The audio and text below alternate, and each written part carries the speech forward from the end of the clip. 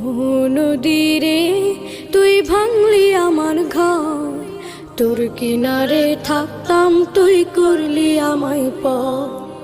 আপন বলে ভেবেছিলাম আশুক যত ঝড়, তোর কিনারে থাকবে ভালো আমার ছোট্ট ঘর। আপন বলে ভেবেছিলাম আশুক যত ঝড়, তোর কিনারে থাকবে ভালো আমার ছোট্ট ঘর। কিন্তু এমন করলি কেন বল, আমার সাথে করলি বড় ছল।